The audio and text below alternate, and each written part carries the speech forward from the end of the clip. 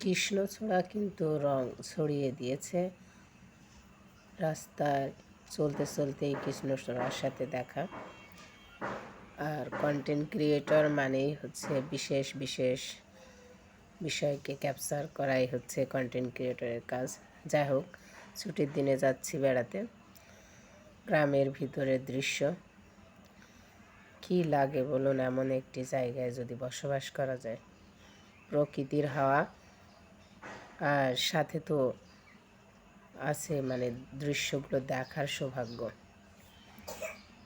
এমন দৃশ্য সবাই দেখতে পারে না বা সবার ভাগ্যে হয় না।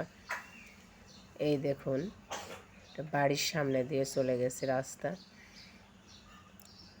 আর এই যেদিকে যত দূর চোখ যাচ্ছে শুধু সবুজ আর সবুজ। একটি সুন্দর বাড়ি, সামনে সুন্দর একটি পরিবেশ। বসবাসের জন্য এতটুকুই যেন অনেক কিছু। সবই আল্লাহ পাকের নিয়ামত।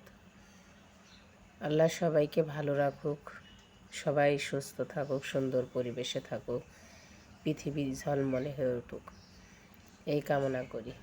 আর এই মেঠো পথ দেখলেই শান্তির একটা ছায়া চলে আসে। কত সুন্দর দৃশ্য দেখুন। আর এই দৃশ্য কিন্তু কোটি টাকার বিনিময়েও দেখা সম্ভব না। তবে আল্লাহ কার সৌভাগ্যে কি লিখে রেখেছে তিনিই ভালো জানেন। তেমন দৃশ্য দেখার ভাগ্য হয়েছে আলহামদুলিল্লাহ। এটা যত দূর যায় শুধু ধানের ক্ষেত, অন্য ফসল খুব একটা নাই বললেই চলে, ধানই বেশি। তবে মাঝে মাঝে তামাক, ভুট্টা এগুলো আছে। আর এই পথ ধরেই নানান রকম গাড়ি যাচ্ছে আসছে। গ্রামে এখন আর গ্রাম মনে হয় না, গ্রাম এখন অনেকটাই শহরের মতোই হয়ে গেছে। সেই আগের পায়ে হেঁটে যাওয়া দৃশ্য আর এখন দেখা যায় না। ছোট ছোট কিছু গাড়ি তৈরি হওয়াতে এখন আর সে হেঁটে যাওয়ার প্রচলনটা নাই।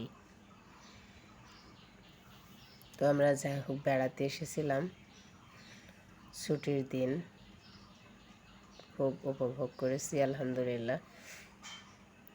সবই আছে এই বাড়িতে, ফল গাছ আছে, চাষাবাদ হয়, আর সুন্দর একটি দৃশ্য বাড়ির সামনে, খোলা হাওয়া সবসময়ই মনটা সতেজ করে রাখে আলহামদুলিল্লাহ।